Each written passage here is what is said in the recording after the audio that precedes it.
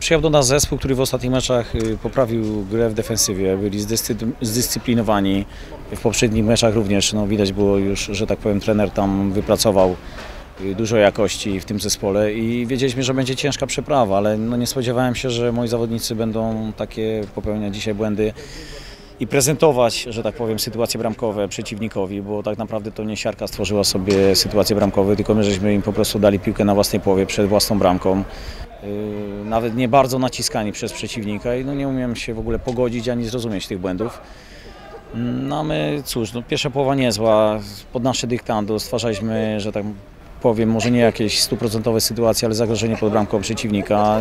Nie mogliśmy się spotkać pod tą bramką z piłką, ale my byliśmy bliżej strzelenia bramki, a niestety dostajemy do przerwy gola i w drugiej połowie stawia to przeciwnika w komfortowej sytuacji. Stali nisko, bronili, my żeśmy gdzieś próbowali, ale tylko na tych próbach się kończyło. Kompletnie nie umieliśmy sobie poradzić z tą defensywą siarki. No i siarka wykorzystała drugi błąd bez litości, jak prawdziwy, wytrawny bokser.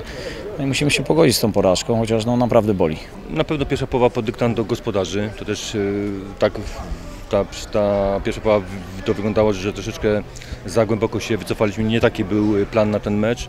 Popełniliśmy kilka błędów w ustawieniu z przechodzenia z 5-4-1 na 4-3-3 i to gdzieś tam się ugubiliśmy. Po korektach w przerwie ta druga połowa wyglądała zupełnie inaczej w naszym wykonaniu. Myślę, że ta druga połowa taka zdominowana trochę przez nas. Dużo posiadania piłki.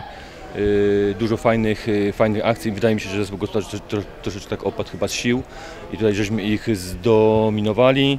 W konsekwencji padła druga bramka, która praktycznie już zamknęła mecz.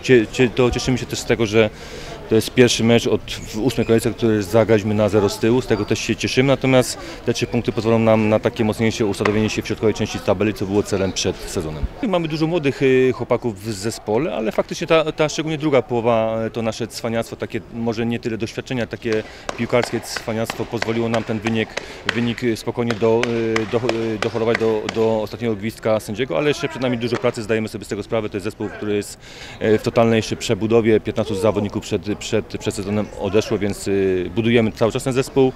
Mecze słabsze będą nam się zdarzać, ale te lepsze też, tak jak to miało miejsce dzisiaj.